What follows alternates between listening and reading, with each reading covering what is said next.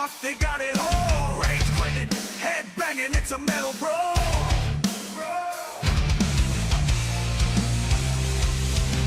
Mental meltdown, gaming in flames. Chris and Henrik bringing the thunderous rage. Video games and viral content. Barricades, ripping through pixels, the ultimate game to get around.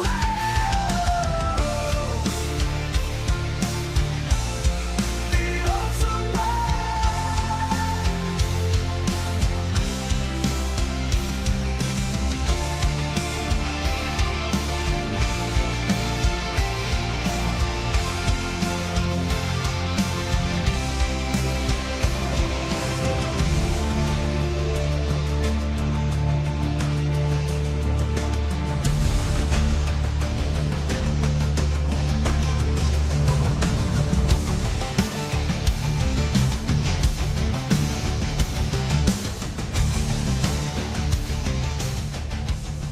Rave over, I'm feeling the rage. Chris Collins and HenricK on the stage, talking gaming news. Industry that can't escape, reviewing video games. No need to debate. They bring the heat, spitting truth non-stop with fiery words. They're ready to drop, making waves in the world of video games. Collins and HenricK, they don't play no games. From console wars to DLC scams, they expose it all, making sure no one jams. The audience fired up, ready to explode. When rage quits on, you know it's a code.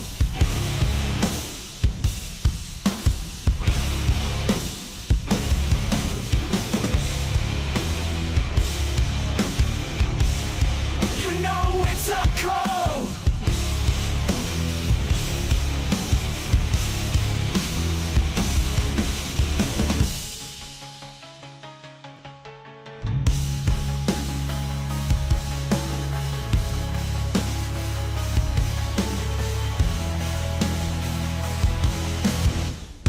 When rage quits on, you know it's a code.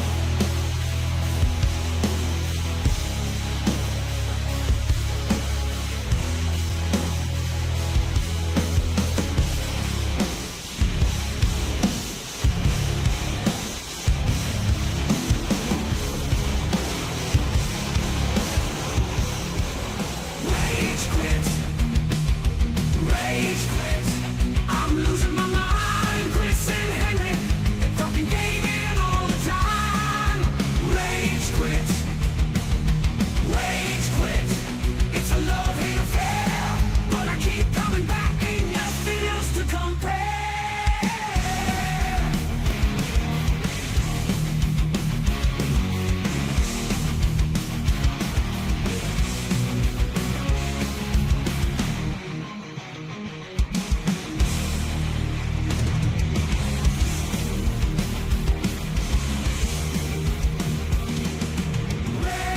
Rage quit. It's a love-hate affair.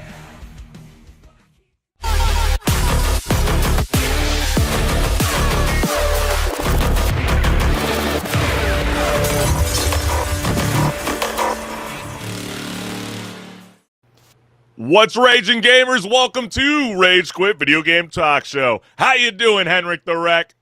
I'm fired up and I'm ready to talk about games. What about you? Oh yeah, man! This is an amazing week because obviously we got the Game Awards that's happening tomorrow. We've already discussed that. We already showed our opinions of who we think is gonna hold up to the grand scheme of that golden trophy or whatever the hell the color is nowadays. I can't even remember what is it. Got to Supposed look to be out for the platinum? trailers too. There's some really awesome trailers that come out. Well, it better be awesome because according to a few leaks, you got to pay $1 million just to have your game trailer show in the event of the Game Awards. But that's not what we're here to discuss. But we got a lot of other things on Rage Quit Video Game Talk Show that we can't thank you, the gamers, for always tuning in live, whether it is YouTube, Meta, or Twitch. And for anybody that has not subscribed to our YouTube channels, this QR code will lead you directly to your boy, Chris Collins. Like, share, subscribe, hit the notification bell so you never miss a live show. And you see that beautiful QR code right there? Well, go ahead and scan that one because it goes to my YouTube channel where there's tons of content just waiting to be watched. I even posted a meme today So go get some laughs in, all right? That's right. I mean, that Halo soundtrack never gets old, Yes. Henrik. It really doesn't. Hey, but we always like to start off the show with the bang and show you guys a lot of viral content that is circulating all across the World Wide Web. So let's get it. No Man's Sky, yeah, I can't believe it. It is still holding up to this day because it gives you 18 quintillion planets. Yeah, I didn't even know quintillion was a word. I had to actually look that up and be like, holy cow, that's a thing. I feel like a scientist all of a sudden. An astronaut. I'm one step ahead of y'all. But anyways, a player somehow managed to tame a strange-looking alien whose shape definitely, I would say, Henrik got the side-eye approval by the ESRP. And I know Henrik's laughing because he kind of already has an idea because clearly we haven't showed you yet. But if you don't know No Man's Sky, you got exploration, survival, combat, trading, and now apparently a mount options that look like they escaped from a bachelorette party. And so tell me, gamers, at what point does, these procedurally generated worlds become a little too creative for its own good? So let's go ahead and roll a clip of this viral moment in game.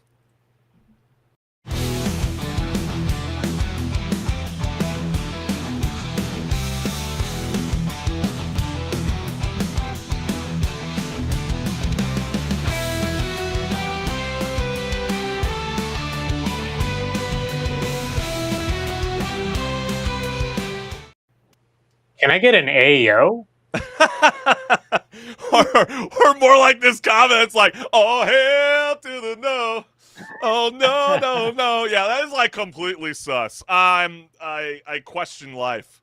I question why the developers felt like they had these naughty intentions. Or maybe they felt like that was very intergalactic of them. Maybe, the mind does travel in odd places for those. It does. There are many phallic objects out there in space. Yes. Science fiction, at least. So fair enough. And then the classic Austin Powers. Colonel, you better take a look at this radar. And for you young kids out there that haven't seen Austin Powers, shame. It is now your time. Chris Collins and HenricK, the record, telling you. That is a classic comedy. Witness that gem. And then the last comment that reads, not gonna lie, that's kind of sus, bro. And then pulls out the camera. I know, what's up with content creators recently? It's like that. You know what that reminds me of? When Larian Studios dropped Baldur's Gate 3 and everybody was like showing all those videos, like so shocked that they could have sex with the bear. And it's like, you knew exactly what you were doing. You knew what you were doing. It's the kind of game where, choices they matter. And you can choose to do that if you want. Yeah. It's not technically an actual bear, but the gist is there. Yeah, you know what? Don't let anybody tell you what you can and cannot ride, all right? We're all for exclusivity.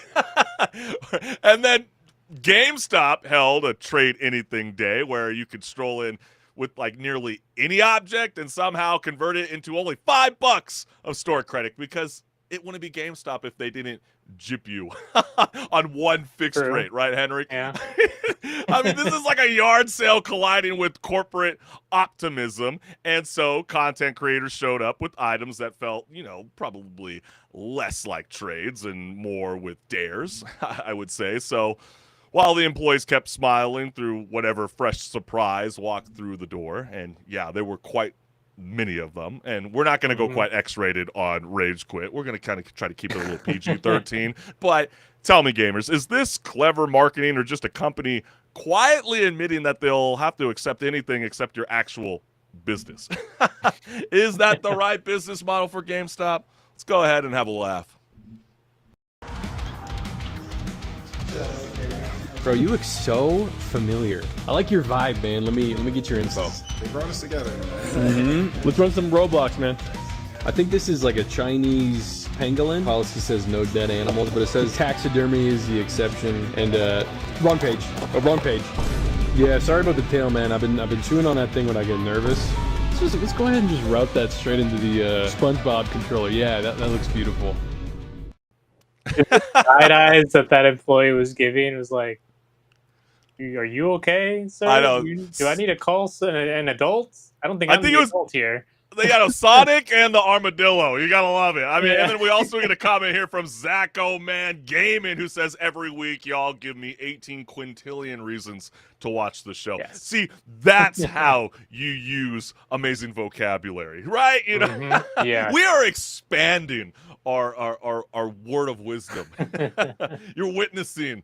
You just beyond the dictionary, I suppose. But let's get right on into it, Henrik, because, you know, should GameStop make this a yearly tradition or have employees endured enough unusual artifacts for one lifetime? And that is what everybody is commenting. But then GameStop obviously had to get in on the brunt of the joke, and they wrote something along the lines of, but what did Mr. Beast trade in? That looked a little like, did they do the face swap thing? It was a little too good of an edit. It would happen so fast. I mean, if that literally is what the guy looks like in real life, I'm sorry. I just question everything I see online nowadays. But let's keep it moving to the next one, because the next comment reads, what is GameStop doing with all these items? You know, Henrik, have you thought about it? Like, what could they possibly be getting when they receive all these random items for like $5? Like, is that really a good turnaround? I mean, it's definitely a publicity stunt more than anything else. I don't think they expect to actually make a profit off of this, but they probably are going to either throw things out or liquidate it. One of the two. I guess they're in the waste and junk services. Who would have thought? And then the next comment reads, dude, that thing is worth way more than that controller. Yeah, you know, we've all been duped one time before, and, you know, it wouldn't be GameStop without these kind of events. So I guess this is a celebratory moment that we'll have to see if it becomes a holiday or not. But this is insane. You know, Escape from Tarkov finally had its first actual escape after 8 years, thanks to a player named Tiggs who pulled off what the rest of us apparently couldn't even fake in a loading screen, and that's actually escape from this amazing milestone. And so even Go figure that the thing in the game's title wouldn't be possible till now. I know. No pun intended, right? And then developer Battlestate Games confirmed it like it was the moon landing, and honestly, at this point, it kind of starting to feel like one. 8 years? Incredible. So tell me, gamers, what other game has been out this long where the community spent nearly a decade trying not to die before someone finally figured out the exit? That is the real question. And so let's go ahead and check out this amazing milestone. Boom! Holy shit! Here we go, here we go. It's too good to be true, it's too good to be true.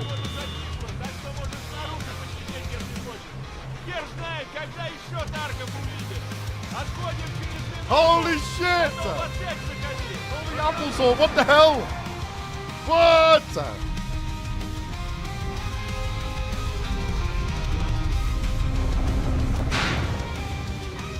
Damn!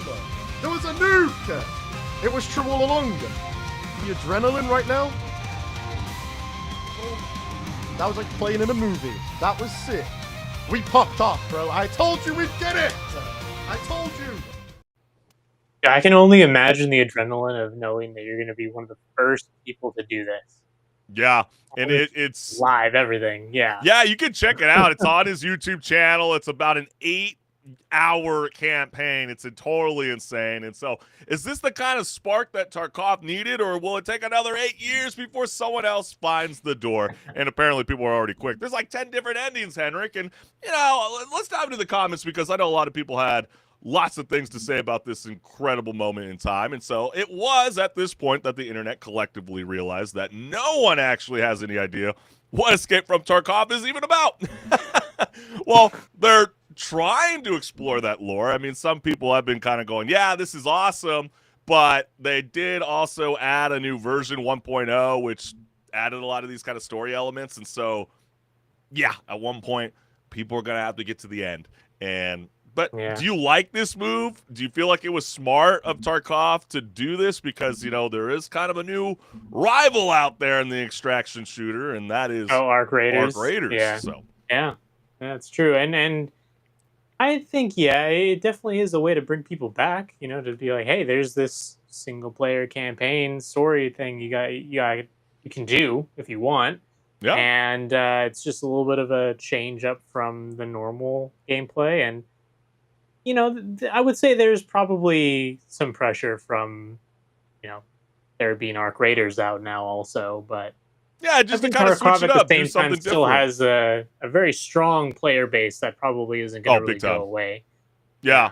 No, I mean, I think this is only going to make people actually want to join along and see if they Hmm. can also witness that. It's no different than trying to run those zombie rounds up and be like, see, I got to that number and you haven't, right? And then you get a Yeah. comment that reads, wait, so you're actually trying to escape from somewhere. I thought it was just a loot and extract. And so, yeah, it's totally changing the game. Maybe Ark is Yeah. taking notes, and Embark, and they're like, hey, this is actually kind of sick.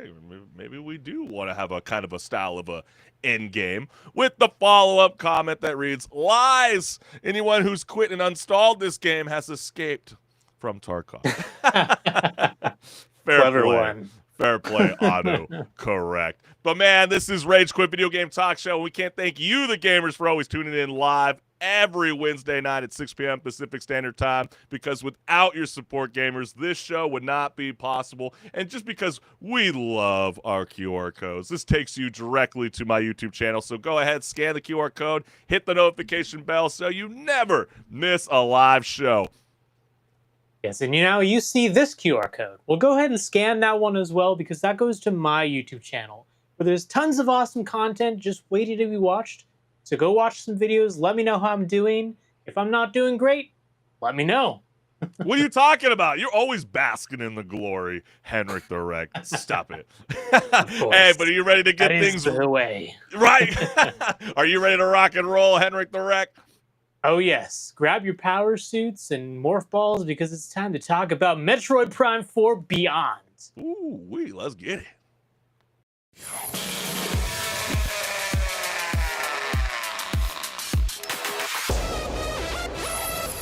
Hey everyone, this is Pause or Repeat. Here we figure out whether a game is really worth your time and money. Today's game is Metroid Prime 4 Beyond.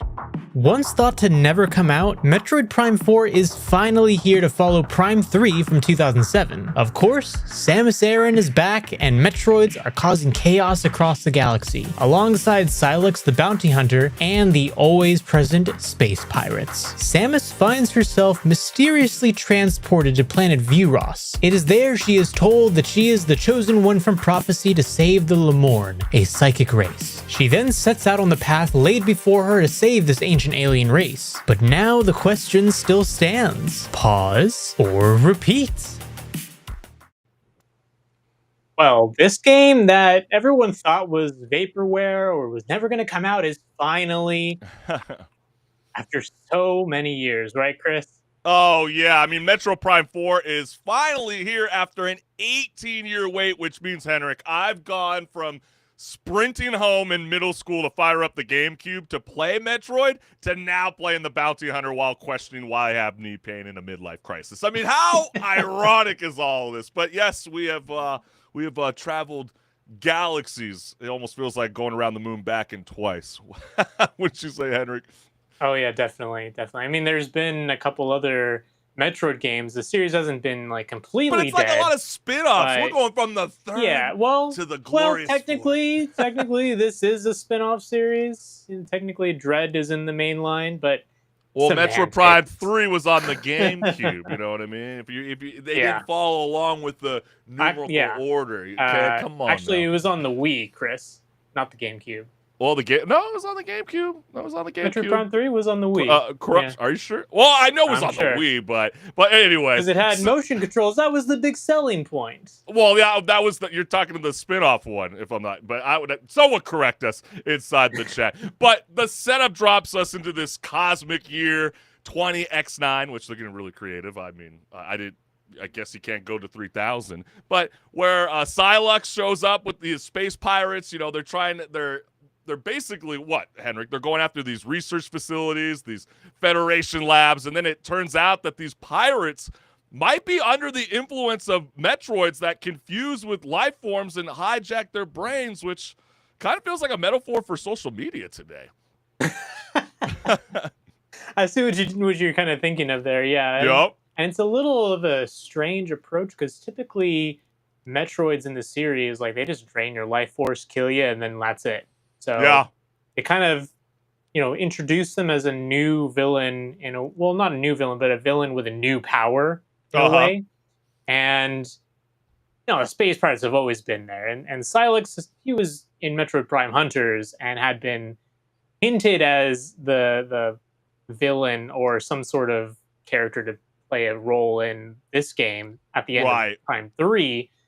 But yeah, it's just there's so many questions you have in that first intro moment of like 20 moments of gameplay.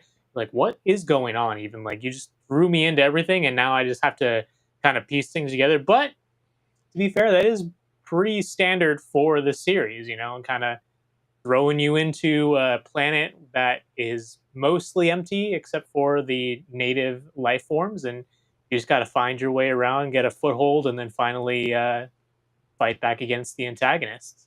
Yeah, I'm with you. I mean, that opening cinematic is classic Prime energy. I mean, you got Samus who gets a distress call. She's going to hop in a ship, and then suddenly we're off to the races. And I love how they really, when she jumps off the ship, it's almost like she gives a Simone Biles front flip, like gravity is just optional. It's that classic return that we all know and love from this bounty hunter. And then immediately finds herself in a building full of these space pirates that come crashing through the ceilings. And then I think this what really kind of sets the tone for the combat, HenricK, is when you see that giant creature in the beginning of the game that starts to glitch out with this like floating jellyfish mutant that like is gnawing on its neck, and then boom, the first boss fight happens. And I really felt like that kind of set the tone for the kind of enemies you'll encounter along your journey. Yeah, and it is something that they can really take a lot of creative ideas and throw them in, because I mean, you're on an alien planet, you're not really chained to the rules of morphology from creatures on Earth, so you can just come up with crazy looking aliens and life forms and just be like, yeah, this really grotesque thing we designed, yeah, we're gonna put that in the game. This is a Nintendo game, by the way, right? Because That's like true. some of these designs are really just pulled straight out of science fiction that you would think would be in like an alien movie or something. Yeah, but then also what comes with Nintendo is a bit of cliche, I would add. I mean, in the middle, of like Samus and Psylocke getting, like throwing hands, basically, this artifact pops off, and then this is kind of where I was like, okay, how many times have we seen these kind of stories before? Teleports Samus to View Ross, and then surprise, all her suit abilities take a vacation, and then you're like, As it's like is this prophecy always happens. to happen. Right, you're the chosen one, and then you gotta go around, and you got these like ancient space civilization people that are like leaving notes on structures and buildings, and it's like, oh yeah, I forgot, I actually have a thing that I can start scanning things, and of course you were the chosen one. And then they hand her this, the rock. They tell her to collect these 5 keys, which for some reason just kind of made me laugh, because I don't know why my mind went to Crash Bandicoot, like those warp rooms. It's like you have to collect the 1 key to unlock the next level design and keep pushing the movie forward. But did you feel like this was a bit of like a retro in design philosophy? Yeah, a little bit. It definitely feels maybe jarring when you're used to more modern takes on games, and maybe even in the same genre. But at the same time, it didn't bother me too much. I mean, kind of expect that from a Metroid game at this point. That Yeah. it's not entirely going to be, like a modern take on the genre, but it's going to be a solid and have a lot of good puzzles in it. Because here's the thing, the game, while it is technically a shooter, it's more focused on the puzzle solving and the exploration that you do in the game rather than the actual combat. I mean, if they Don't really you cared think about the the combat, the it name wouldn't of be the a world? lock-on system. Sorry, I didn't mean to cut you off there, but I was like, Henry, I mean, doesn't the name of the world kind of give it away? View Ross, right? I mean, it is gorgeous. You're going to enjoy the view, but it heavily leans hard into scanning, inspecting, something that you obviously you were saying right now, deciphering clues. But then I would say the combat flips the whole mood into going like full Doom speed with the blasters. You got that kind of pacing that, we all love in gaming on controllers at least. True, But then, at the same time, I mean, that scan visor is still just as useful as it was in the previous Prime That's games. true.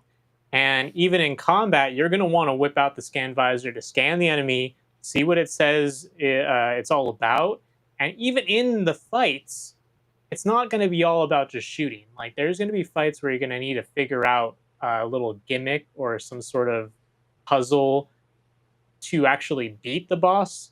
And if you just go in trying to think like it is a Doom game, like let's just shoot until it dies, Yeah. you're not going to have a great time because it's not that kind of game.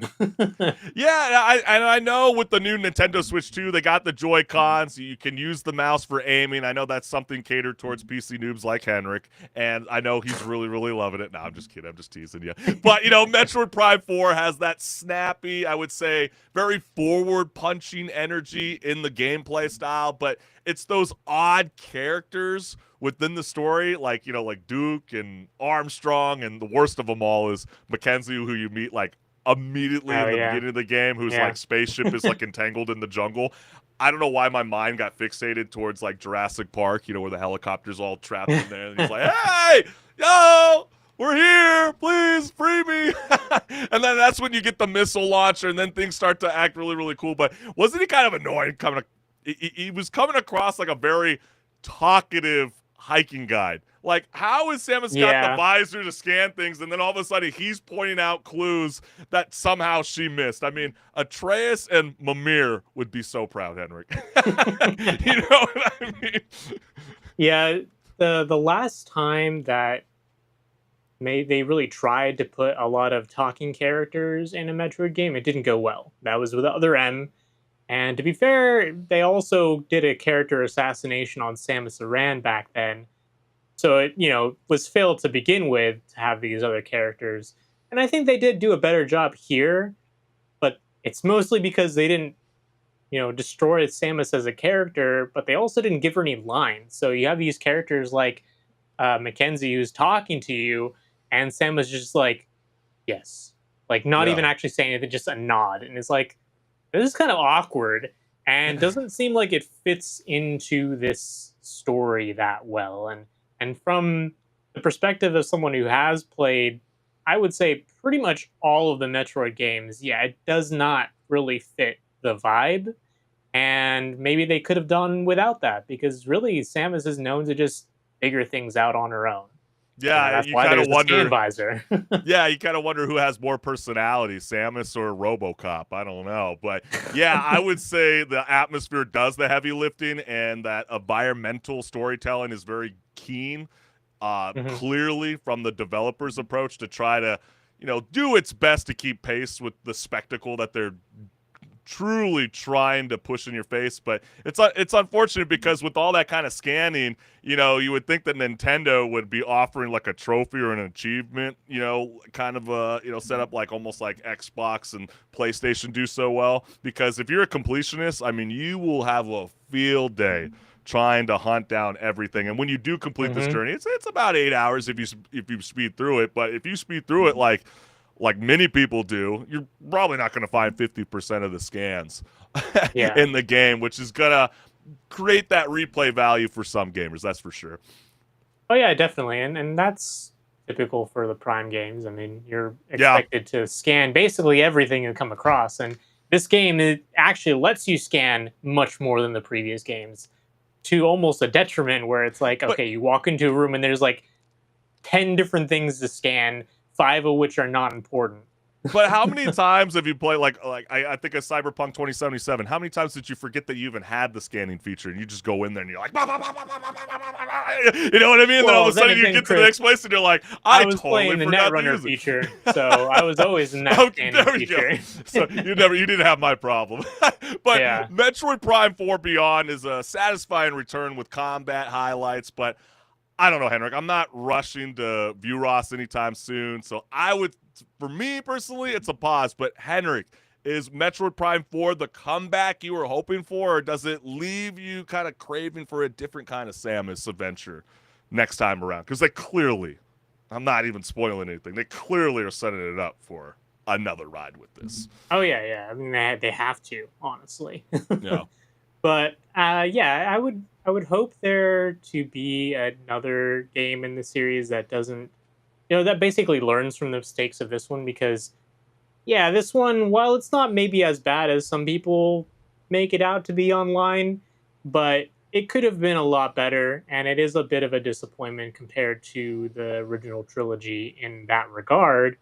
But then when you look at the gameplay being as polished as it is and having some really clever puzzles and game mechanics, for that by itself, I'm going to give it a repeat, Hmm? because I could definitely see myself going back to it and having a good time just, finding everything once again. Well, make sure that you have your amiibo with you so you can have some music while you enjoy your motorcycle ride in that Yeah, deserted that I wasteland. can't defend that. That is such a ridiculous choice to lock that behind an amiibo. Yeah, the more I kept thinking about that, it's like it does kind of suck and it is shitty, but it's like I feel like I've said this before on Rage Quit, where it's like I almost feel like Epic Games and Fortnite could take advantage of that move. You know what I mean? Where you can buy your favorite Fortnite character, scan the code on the bottom, and at least I have a physical copy and it's not just locked in a That's digital true. realm.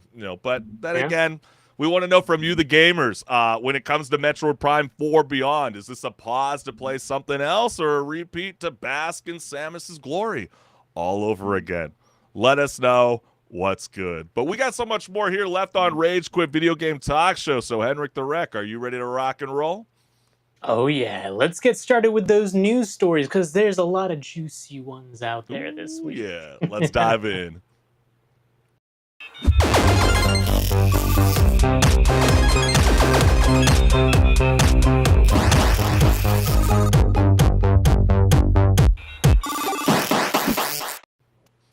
What's good, listeners? Welcome to Patch Notes, where my co-host HenricK the Wreck and I discuss gaming news, industry talk, and so much more. Let's get it. So Netflix is out here trying to acquire Warner Brothers, which means the same company that can't stop asking if you're still watching, might soon own Batman, Hogwarts, and every Lego ever assembled. And imagine being watching a show, HenricK, and then all of a sudden you're getting recommended for Arkham Asylum like it's some kind of cozy sitcom.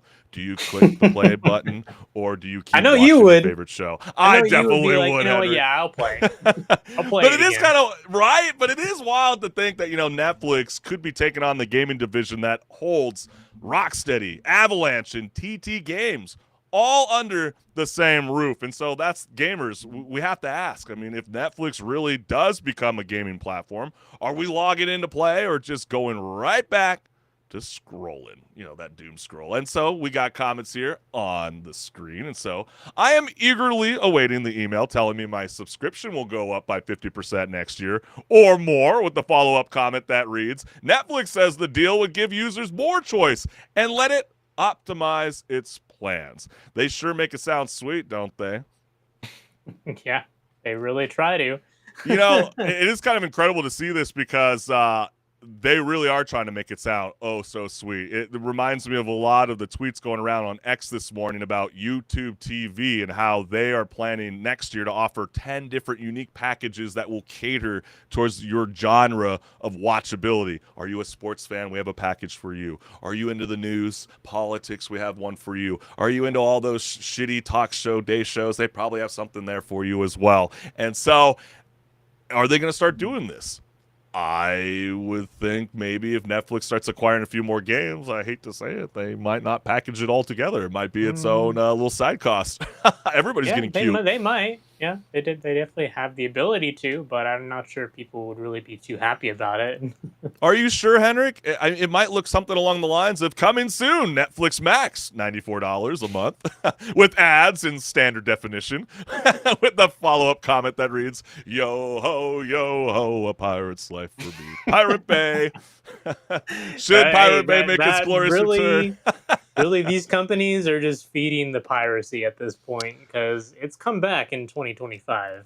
Well, For sure. Caleb Presley had Dana White on his one show, Sunday Conversations. Oh gosh, I'm probably butchering his show right now, but he had Dana White, and I know his little co-host was basically asking him like, "Oh my God, are you the guy that actually took down Stream East?" And he's like, "Yeah," and I'm proud of it. And if there's more of these kind of streaming services like Netflix start acquiring massive IP, people might start getting creative to try to watch some of their favorite things on the World Wide Web on different VPNs. But then let's keep it rolling, Henrik, because I look forward to the eventual corporate war between Netflix and Disney on the battlefields of Santa Monica Boulevard with the follow-up comment that reads, that's actually the setting for Battlefield 7. There you go. People are good. Maybe that statue in the mall. Cyberpunk 2030. Oh. You're getting very Set in creative. LA. Yeah, it's a little too close to home. I don't like it, Henrik. I mean, you know that statue of the Mojave? Maybe that was just to hype up Battlefield 7 all this time.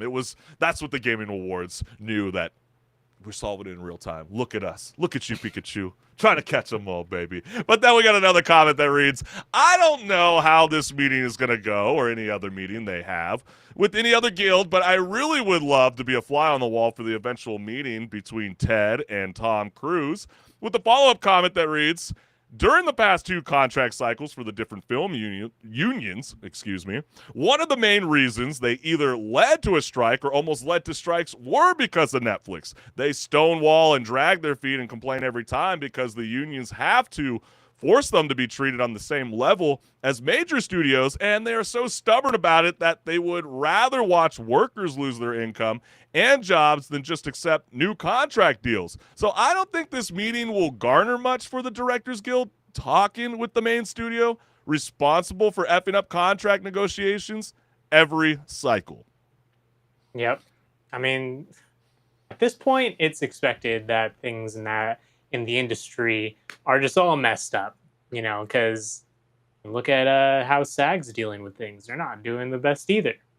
Well, it is also kind of crazy to think that even the co-CEO, the co-founder of Netflix, Greg Peters, I believe is his name. Oh my gosh, I lost his notes here right here. But he was, came out this week and was like, listen, when we came up with the valuation for Warner Brothers, the gaming division, we weren't even thinking about y'all.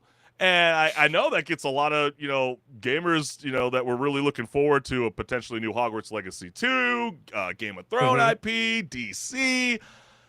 Maybe it's not even a thing anymore. And that's kind of wild to think. And we get comments like this that say, and to think it all started with mail-in DVDs and Hollywood studios saying Netflix isn't a threat to them, with the follow-up comment that reads, and that's when they took it personally. Yep. Yeah. Pretty wild to think that they kind of caught on that, the blockbuster was dying. Physical media, unfortunately, is becoming an ancient relic that's collecting dust on every gamer's shelf. Like, yeah, there was a moment in time I used to, that bad boy, stick that boy in there, but not no more. And then the last comment reads, great, just what we need. More monopolies, with the follow-up comment that reads, I mean, it's good that Paramount didn't buy it, but man. Yeah, and I mean, maybe if Paramount had it, would they have explored gaming? We really don't know. We haven't heard from them. Someone asked the important questions, okay? I guess we're saying it into the void. But HenricK, if Netflix actually ends up owning Warner Brothers, are we witnessing the birth of real gaming ecosystem? I would say if they were looking at the value of Warner Brothers and not even considering the gaming side of things, no, that's not looking good, bros. Like, we're not getting another Lord of the Rings game anytime soon. We're not getting any other Warner Brothers IP that's been not. So they're gonna hold on to the Nemesis system. I don't think they're even listening to the people talking about that. It almost seems like they're doing the opposite approach of what Xbox and Microsoft has been doing. How they're just more worried about acquiring more studios and making more video games and less focus on consoles. But then again, who knows? Next year is the 25th anniversary for Xbox, so they could be waiting for that golden moment. But I think this is what you're saying, and correct me if I'm wrong, HenricK, but I'm feeling like you, if this is what you're saying, where it seems like Netflix isn't going to be making video games. And maybe it might be best that they move on from these studios and allow them to find a new home. I guess the only challenging part and the disheartening part about it is it's like Rocksteady, for example. We all really love the Batman series that they all did, but they will lose the IP license to create those video games, so they'll have to do something completely new. And whether that is a studio that can hold up to that task, we will see. I just remember a couple of years ago, there was all those interventions with Warner Brothers having to travel all across the pond just to be able to get their own food of thought for Suicide Squad Kill the Justice League, and see how well that worked out. And and will they even focus on the 4 core of IP that Warner Brothers Games was so excited to explore? Mortal Kombat, DC, Game of Thrones, and so many others. Hogwarts. Yeah, it's not looking like they're going to explore that, and it is unfortunate because they do have a lot of really good IP that is ripe with potential for games. I mean, even looking at Hogwarts Legacy, like if you made a sequel of that game, that would just sell immediately. Doesn't even matter if it's an amazing game or not. It would just sell based on the fact that people really liked the first one enough to buy it to make it the top selling game of that year. Yeah, Like, and I guess it's just printing money at that point. Yeah, and clearly, Netflix founders are expressing that when they didn't put into the valuation of the company, and they only viewed movies in the television division within Warner Brothers, and completely ignoring the gaming sector of their business. Yeah, it's very disheartening. I feel like there's going to be a lot of people that are going to lose their jobs. Netflix probably views making video games as not the right investment, as it has ballooned in cost, and we've reported on it numerous times. I mean, some games are getting as high as $300 million. Why do you think the report this morning, HenricK, with Call of Duty, how they are taking another look at how they approach, even their own iconic franchise? They're like, maybe we are moving a little too fast, and we have explored with previous games that they've spent over $500 million. I don't know if Netflix wants to do all that, and Probably I guess not. Probably not, right? And so tell me, gamers, if Netflix really scoops up Warner Brothers, are we looking at a legit future for games on the platform, or does trusting Netflix with gaming feel like handing your save file to someone who definitely won't return it anytime soon? Let us know what's good. But HenricK the Wreck, some say the console wars were over, but a new platform is dominating the landscape. Are we seeing the rise of a new champion? Well, we just had some of the biggest sales of the year leading up to the holidays. Black Friday basically is the time to buy things, right? So, and Cyber Monday. Yes, exactly. So PlayStation, as expected almost, pretty much, took the top spot on Black Friday, with the Nintendo Switch grabbing second, and somehow, rather than there being an Xbox, what was there? Well, there was this thing called the NEX Playground, which is this mysterious Android box that somehow sounds like a kid's tablet accessory. It really does. Rather than something else. So, yeah, and that is what took third place over Xbox. And yeah, that's not good for Xbox. And what even is this NEX Playground thing? Well, it looks like this. It's just a cube. It's so cute next looking, to your TV. Totally looks like it's meant for kids. Yeah.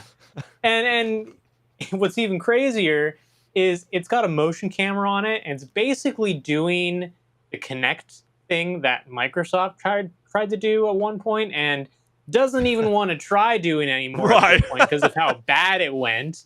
So yeah, they're like beating them at their own game in some respect.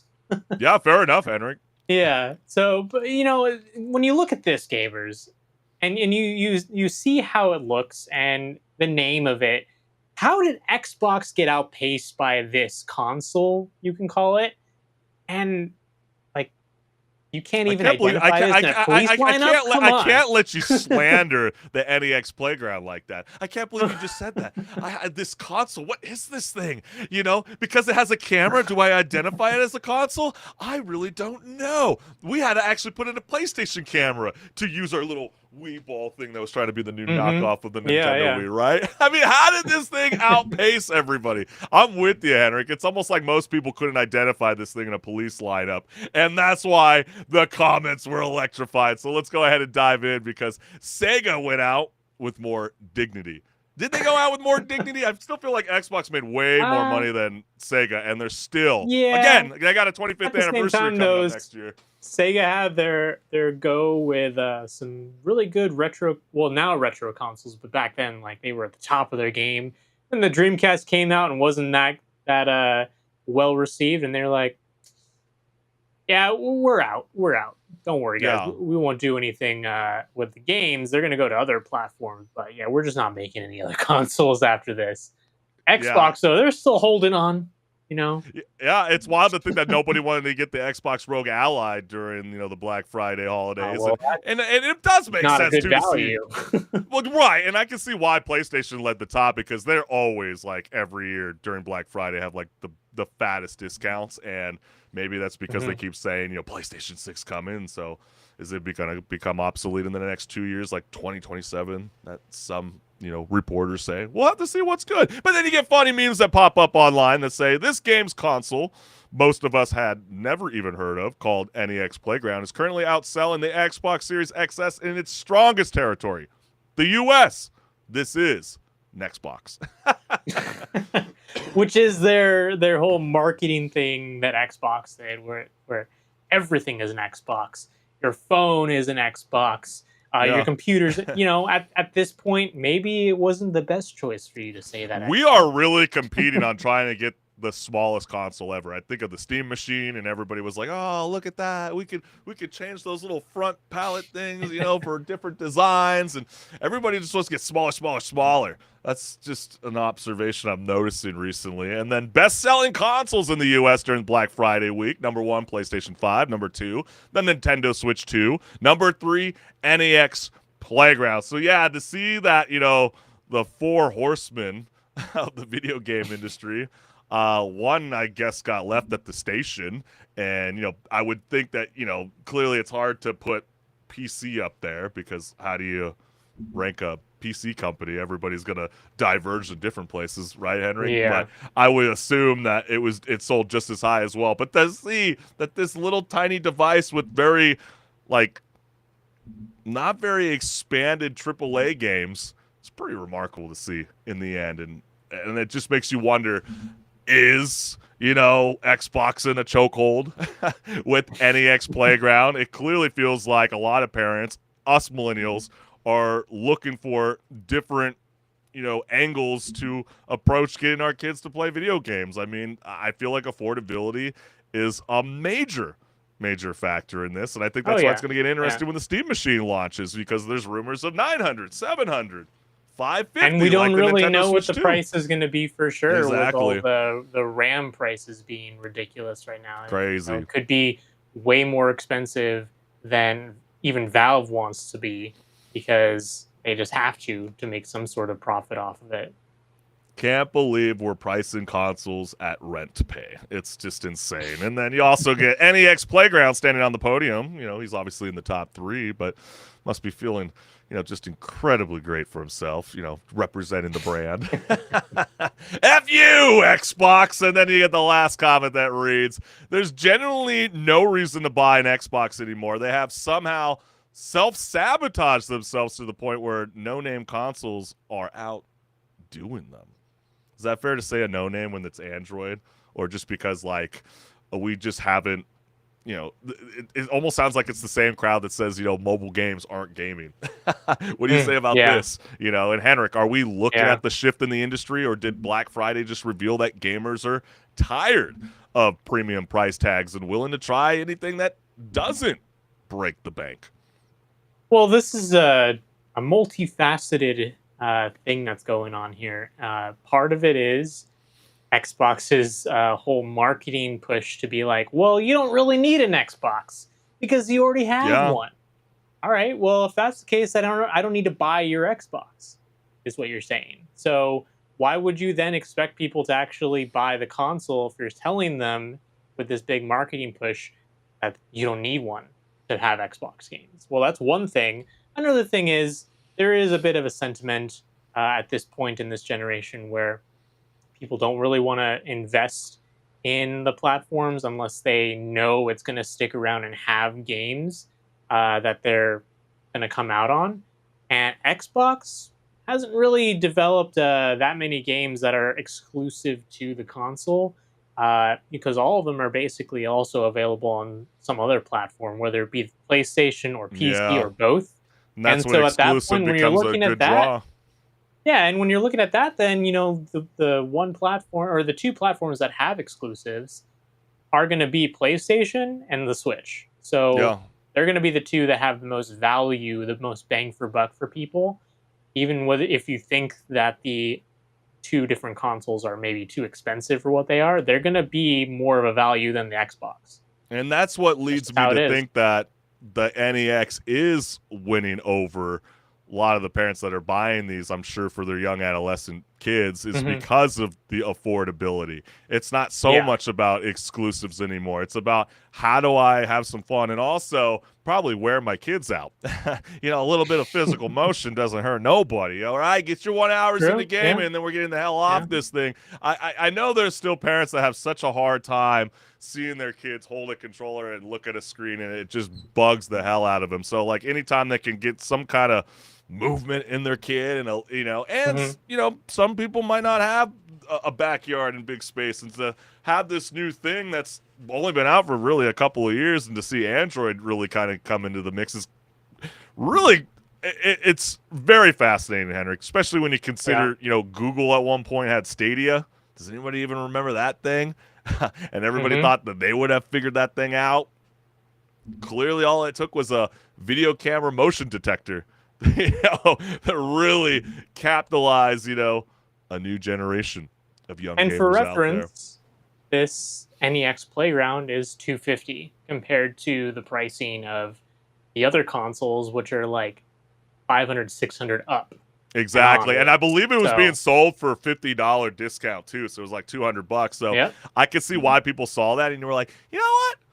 I'd rather take a gamble on that because, again, think about it. Around Christmas time, and you're hoping to open up a video game console from the gift wrapping, it was a lot easier to convince your parents to get you a PlayStation 3 or an Xbox 360 or even a Nintendo GameCube when it was around $300, not $550. And oh, by the way, HenricK, $70 to $80 video games. So Yep. this is just a Yep. little bit of food for thought. So tell me, gamers, what's really happening here? Are gamers expanding their horizons, or are we just shopping with our wallets instead of our wish list now?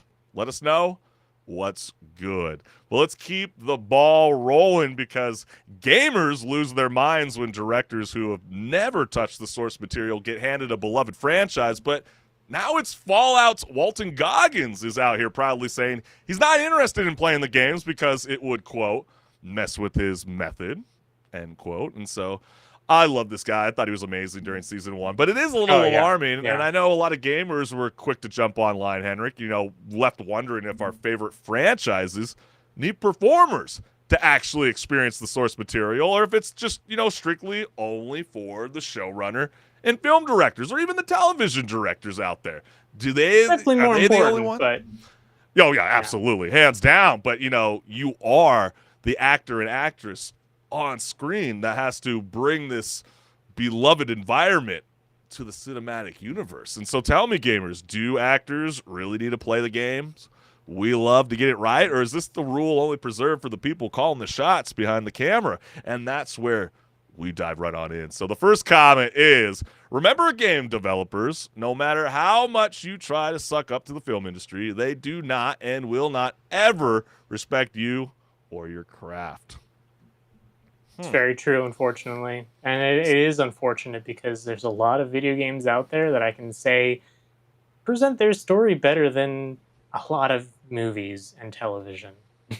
But clearly this doesn't upset Todd Howard, and I'm, because nobody has even asked him this question yet. Hey, how do you feel about, someone that's representing, your franchise, and everybody's trying to get excited for a new Fallout 5, and he's just like, hey, man, I know I got a cameo in Fallout 76. They just randomly added me in the game. I don't know what I do in the game. But, yeah, I just feel like if I'm going to be a method actor and I'm going to be the ghoul, I got to do it my way. And if I watch the game, or if I even see any kind of gameplay, my immersion gets lost. That seems like a very old school John Wayne approach. John Wayne doesn't even know what a game is. He only knows Pong. Yeah. And so, yeah, it's a little iffy. But then again, respect the process. Let the man manifest his lore. Is that the right idea? I mean, it does. To me, if I was the director of this, I would find it a little problematic, HenricK. No one's saying that you need to, get your thumbs on the joystick, but like you should be watching some kind of video game gameplay, especially if you're going into season 2, exploring Fallout New Vegas.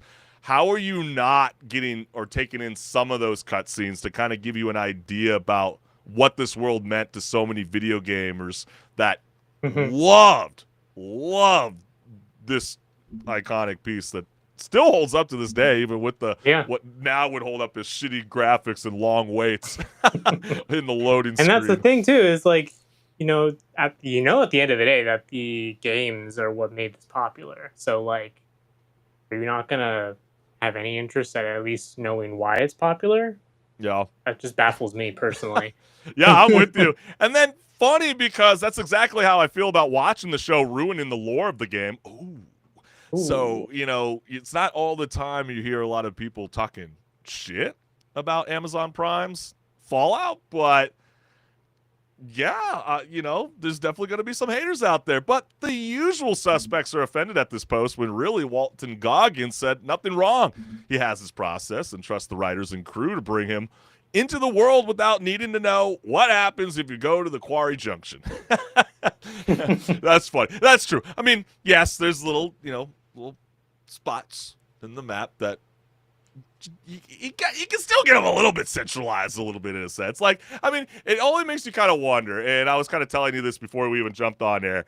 I saw a clip yesterday where Todd Howard saw Matthew Perry show up on, I think it was the Ellen DeGeneres show, and out of nowhere, he pulls out a copy of Fallout 3, and he's like, dude, I am so freaking in love with this video game. I think it's the best thing ever. Todd was all shocked. He's like, why is he randomly shouting out our game?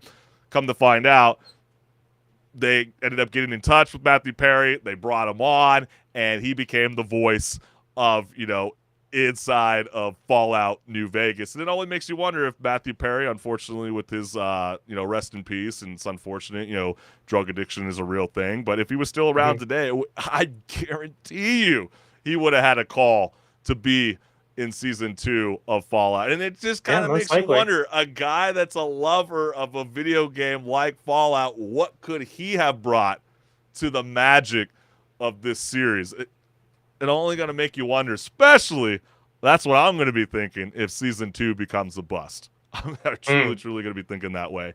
And then we get another comment that says, dangerous ground for an actor to not be familiar with the source material. This is working for him for now. Uh-oh. Huh? HenricK. Foreboding words from this commenter. Yeah, I think that's fair. And then the last comment is, his trust should be the writers and producers who hired him for the role to be faithful to the Fallout universe. What is the source material going to do for him? I don't think it's going to change how he acts. Well, people do say that, HenricK, but then I also start thinking about other cats that, have gotten very fortunate enough to be able to direct some very iconic IP. But let me throw it to you real quick. I mean, do actors get a free pass on this kind of stuff, or should they just at least boot up the game one time or be shown cutscenes? Is that only a rule that's only for the showrunner and the directors? So being someone who has gone through theater training and for performance specifically, you do want to typically, as an actor, have at least some understanding of the source material. And if it were me in one of these roles, I would definitely want to know what made these series so popular in the first place. And I should respect it at the same time, because I know that the people who made it popular are going to be watching the show most likely. So, really do the homework to make sure I do due diligence to the role that I'm playing. At the same time, this show, compared to a show that didn't do so well with this same philosophy, Halo's showrunners and writing team, and just all over that whole production team, they did not care for the source material at all. In fact, they hated it to some extent. So that's a different approach here, because Well, you know, the especially when you get people in charge showrunner like actually Jonathan really Nolan. like it.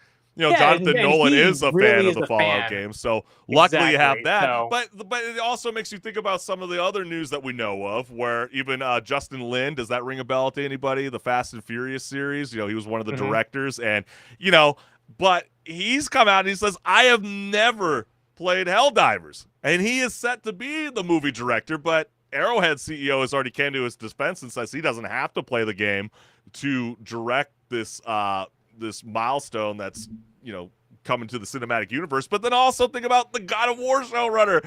Oh my gosh, it pains me when I hear guys that are like, I don't even know how a controller works. Like, I'm not a gamer. no. And like those kind of things, when I hear Ronald Moore say that, I'm like, dude, like, yeah, it does become a problem. And Yeah. I guess this is where we'll leave it to you, the gamers. I mean, what do you think? I mean, is this artistic integrity or just the world's most charismatic excuse to just skip homework, right? I mean, do they even want to do it in the end? Let us know what's good. But all right, HenricK the Wreck, it's the end of an era for the PC community. Break it down. Yes. So after almost 30 years, Crucial is saying goodbye to gamers and DIY PC builders, ditching RAM and SSDs for the glorious world of AI data centers. Who would have thought? I mean, it's crazy. Yeah, because apparently it's easier to feed robots than actual humans. And yeah, PC builders everywhere are now staring at skyrocketing prices of RAM and empty shelves, wondering if upgrading their rigs just became a luxury hobby. I mean, we just saw during the Black Friday deals that some RAM kits were more expensive than a PS5 Pro. I know. I bet there's That's a lot of crazy. people. There's a lot of people feeling like they wish they were Marty McFly and they can go back in time and go buy that PC now. They're like, oh shit, Yeah. dude. So we should have all known when they were all telling us like, yeah, you need to move on from your Windows 10 to your Windows 11. And then all of a sudden this news drops and you're like, oh, Yep. And it's dang. like, okay, well now I need to get a new computer, but it's so expensive. It's so expensive. Yeah. So gamers, does this move prove that the golden age of affordable game upgrades for your computer is over? Or are we all just going to start bribing AI for its spare RAM? Because, it uses a ton. So it must have some spare RAM, right? Oh man, tell me about it, HenricK. It almost feels like we're gonna see skyrocketing prices and maybe empty shelves. But let's see what gamers have to say online, because it's crazy that the AI money is so good that they just ditch the entire consumer market like that, with the follow-up comment that reads, the consumer market will always be a fallback if AI demand scales back. There's no business reason not to do it. Everyone still needs memory. They won't go bust if the AI bubble pops.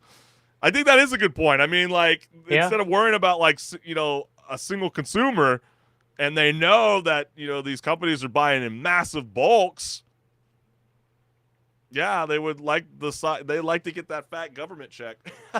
Instead. And it is a good point, because what happens if AI fails? Well, now your entire business structure fails. Ooh, so do you think this could be a potential bad move for them, HenricK? It could be. I mean, I don't really see AI going away at this point, but it definitely could at one point be consolidated into a collective oligarchy of maybe 3 or 4 different companies, or maybe even less, honestly. And at that point, some people are going to lose their jobs, and some places that are using AI, like developing infrastructure for it, are maybe going to close. Yeah. I could see that happening. All these AI companies are just trying to find you and your quote unquote your truth. And so let's go into the next one. I hope that AI bubble pops hard enough to make them regret their decision, with the follow-up comment that reads, they're the same silicon. When the AI bubble pops, they'll just reopen orders to consumer-facing stores and be right back to the business as usual, but with billions more in the bank account. So some people kind of feel like this is only like temporarily kind of moment, and they could easily see them jumping back into the mix 5 years from now. Might be wishful thinking. Yeah, they might do it, but if they do that, they're just going to have very bad karma, I guess you could say. A lot of people like losing trust in the company, maybe? Exactly. People are gonna look at the company and be like, we don't really know if we can trust you guys to stay around, because the second you had the opportunity to leave this segment and go, make more money, you did. You didn't Yeah. stay and actually try to help the everyday person Yeah, and with their how pricing. long does that warranty hold up when you just keep coming back and then I'm out and then I'm coming back into the ring? I mean, holy cow, Frazier goes down. And then our tech overlords have blessed us with the wonderful productivity increases for the same amount of pay and the same working hours. And now their latest gift is reduced competition in the consumer PC hardware market. Everybody says, or everybody say, thank you, AI. At this point, it's like every single thing comes back to AI being the problem. Yeah, but clearly companies are finding it as the solution, so they figured, Yeah. we can build that tech for you guys. But tough times ahead for the PC gaming. Console prices going to rise too. I want to be free of this pain. And so, what is the better investment right now going into the new year, HenricK? Is it upgrading your graphics card, or is it better off waiting to see if the Steam machine's worth its value? Or is it time to just embrace the controller and ditch the keyboard and mouse? Yeah, I would say if you can hold off on upgrading your RAM, do so. Or maybe buy third, like a used market kit at this point, because I don't think I would personally want to pay $900, which is how much some of these kits were costing, for 64 gigs of RAM, which normally would cost, for reference, like around maybe 250, 300. Yeah, that's not worth it. You You shouldn't be almost paying that much. you almost kind of wonder, like, especially since we're like located in Southern California area, whether Los Angeles, the IE, Long Beach area, like whether there's going to be like more smaller businesses that are going to be like more like a pick apart in the PC gaming space. Like, I'm sure they're out there, but I'm just wondering if there's going to be more of that kind of style of business. And then, we were laughing at GameStop earlier, with the whole trade anything day that they had. Do they want to become that kind of industry push? So they're like, hey, we have some of those used PC parts that you might want. Only time will tell. Maybe. But then we get Micron has made the difficult decision to exit crucial consumer business in order to improve supply for our larger strategic customers in a faster growing segments. We can make more money with AI businesses. So bye. Thanks, big tech. And then on the flip side, will my crucial RAM become like a rare item? With the follow-up comment that reads, how long until Nvidia pulls out of the consumer market? They're like, we give you all the streaming that you need, all the streaming games. We're going to keep this just for our tech overlords. Keep it within the oligarch. It's funny too man. that they bring that up, because people have really been looking at Nvidia with this sort of question for a while, I feel like, based on the fact that they really are funding and pushing forward the AI advancements in data centers with their technology on the NVIDIA cards. Oh, easily. I mean, Nvidia's had one hell of a year, making such a major splash, and they're not stopping anytime soon. And then the last comment we got here reads, they will come crawling back when the bubble pops anyways, with a follow-up comment that reads, and they'll still be able to sell their products just fine if that happens. So, like, clearly, there's a little bit of a divide. There's some people that feel like they are coming back. Some people feel like, no, I get it. That government check's going to hit really, really sweet. But are we looking at a tougher, pricier future for PC builders, or will the community somehow adapt and keep the dream alive, HenricK? Yeah, it feels like more and more as time goes by, more and more parts in computers when you're trying to build one DIY, or even probably, I would say, in the pre-built space, prices are affected by this. It feels more like, because the parts are getting more expensive, that we're being priced out of being able to have our own hardware. And it's almost like the companies are okay with that, because they're building cloud gaming infrastructure, and that's going to be what they want you to do anyways, because that'll make them more money in the long run to just have you paying a subscription. Yeah. Yeah, I think it's really, really wild. I mean, especially since there was only like 3 major companies out there in the world that were building RAM, and so to see that like one of these guys are just like, I'm completely out of the game, do not want to be a part of it, we could care less. Enterprise customers pay more and they buy in bulks, and so to think that this whole DIY, PC community is what held the brand's 29-year run alive.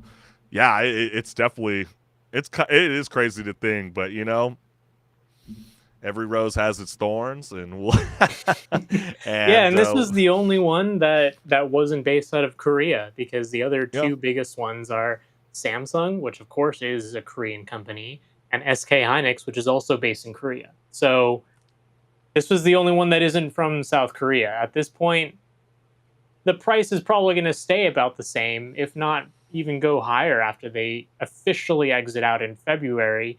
And it brings into question things like, what's the Steam Machine pricing going to be? Because that's basically going to be a computer. And that's true. Really, they haven't come out with any pricing details. They've just said it's going to be priced competitively for the performance level you're going to get to compare it to a computer if you were to buy one off the shelf. Which makes me question, is it more actually going to be $550? affordable, or is it going to be way too expensive for what it's going to be way too expensive? I'm saying it's going to be like $800, and it's not really only it's that gonna much. Be, I'm thinking only that much. Only that much. No, it's gonna be a niche for gamers, bro. It's not gonna.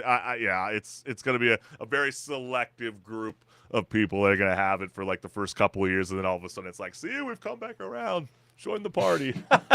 But tell me, gamers, is this the end of easy, affordable PC upgrades, or just a temporary bump in the road for dedicated builders? Let us know what's good. But wow, this has been such a jam-packed show of Rage Quit Video Game Talk Show. And we can't thank you, the gamers, for always tuning in live, whether it's on Meta, Twitch, or YouTube. And we just want to take one last moment during the show for anybody that hasn't hit the notification bell so you never miss a live show. This one will lead you directly to your homeboy, Chris Collins. And you see this glorious QR code. Yeah, that's mine. That goes to my YouTube channel. So go ahead and go over there, leave some comments on some videos. I'll respond to you. I promise. Hey, for everybody out there, keep playing all those video games and make a lot of requests. And don't forget, the Game Awards are on tomorrow night. Yes. So have a blast, have some fun. Hopefully the video game that you love wins, and I'm sure we will discuss a lot of the uproar. And hopefully there's no party crashers or just lame game announcements, or will we see a movie trailer? Who knows? But for now, we will see you